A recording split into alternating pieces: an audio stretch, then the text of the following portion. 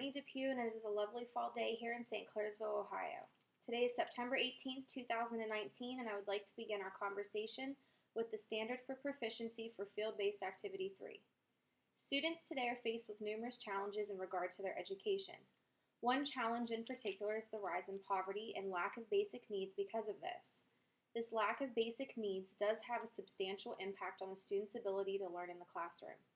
Abraham Maslow's 5 hierarchy of needs is referenced often in the field of education. According to Robert Taormina and Jennifer Gao, Maslow's 5 needs include physiological, followed by safety and security, belongingness, esteem, and at the top of the list is self-actualization. In order to ascend the hierarchy, which is commonly displayed as a pyramid, one must meet each tier. If one's physiological needs are not met first, they cannot move on to fulfilling the safety and security tier that is next. This process continues until the top tier of self-actualization is reached. Taormina and Gao also explain the definition of a need as being a lack of something that is essential to a person's existence or well-being. With this definition of a need, we can then understand the importance of Maslow's hierarchy of needs. Students that are lacking in physiological needs of food, water, and shelter, for example, are not going to be able to reach the top tier of self-actualization where learning can occur. This tier is where one aspires to achieve their full potential.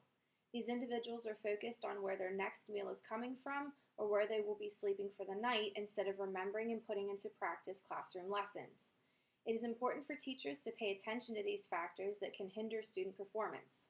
Teachers may be the only positive or stable influence on some students' lives. School may be the only place where their physiological and safety needs are being met. According to the National Education Association, known as NEA, students' health may be the missing link to their success.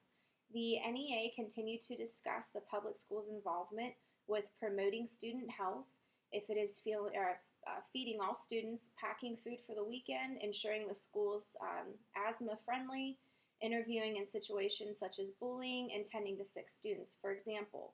So this is very important to allow the students to then climb Maslow's pyramid. By having teachers and staff aware of all students' needs, not just academic, more headway towards student success in the classroom can be made.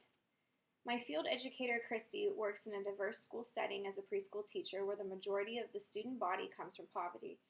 She expressed to me in our discussion how important it is to meet all students' needs, not just academic. So here are some clips from our discussion.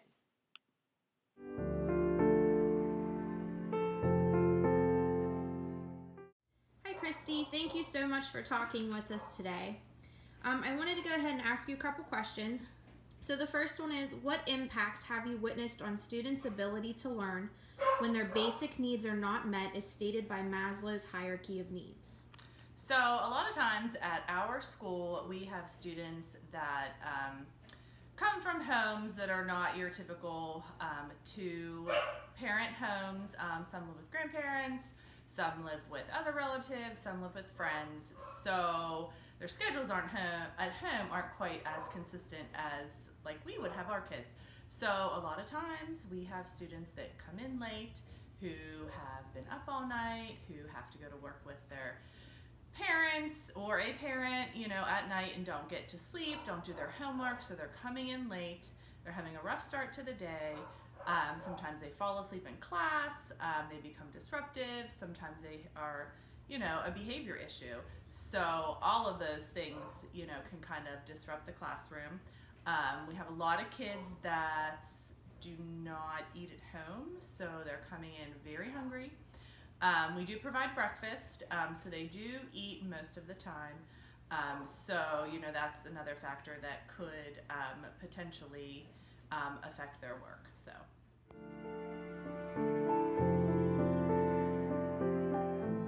Okay, Christy, I have another question for you. Do you feel that earlier intervention at the preschool level has helped students meet these basic needs and therefore lead up to more success in their educational careers? Okay, so we get a lot of kids that come in who have never had to do anything to meet their basic needs.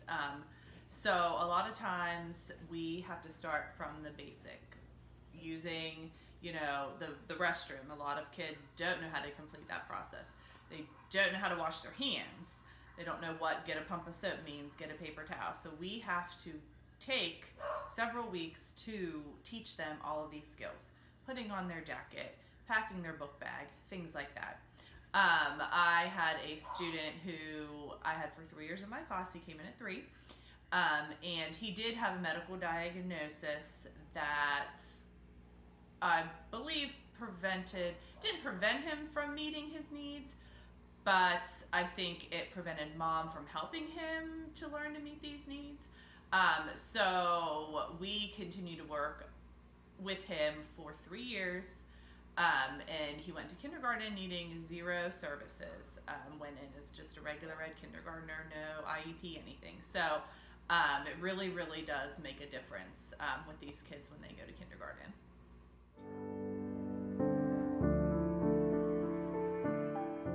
Okay, one more question. What ways have you been able to support students that are not having their basic needs met as stated by Maslow's hierarchy of needs? So, being in preschool, we use a lot of visuals. We have a visual schedule, so it, helps the children know what part of our day is coming next.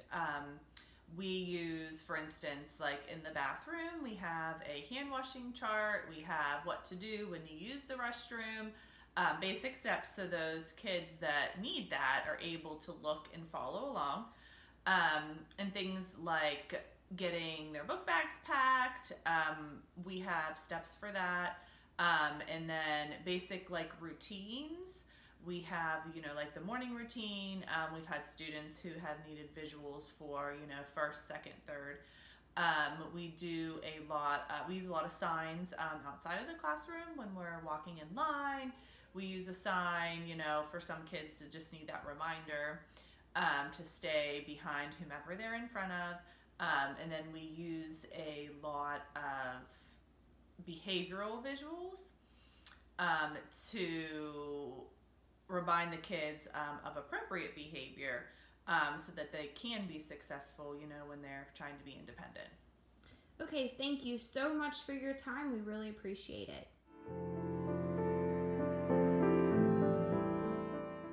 After my discussions with my field educator and some further research, I have several ideas for future teaching goals when I am in a school system. One goal I want to implement is to provide visuals and instructions for everything, as Christy stated. This would allow for all students to understand procedures and a chance to learn. Another goal that I have is to provide my students with a classroom environment that is inviting, provides opportunities to relax and focus, as well as snacks and water breaks as stated by Lori DeSaltos. Another teaching goal that I want to implement from Lori is to post a picture of Maslow's pyramid in the classroom. This could be a reminder for myself daily to be aware of the whole student while they are in my class. Also, students could place post-its on the tiers depending on their needs and feelings. I could assess what actions would need to be taken next to fulfill those needs. There are numerous other strategies to consider, especially from the EDU Topia article from Lori. I hope to implement these goals as well as others in my future career endeavors. Thank you for your time today with reviewing Maslow's hierarchy of needs and their impact on our students.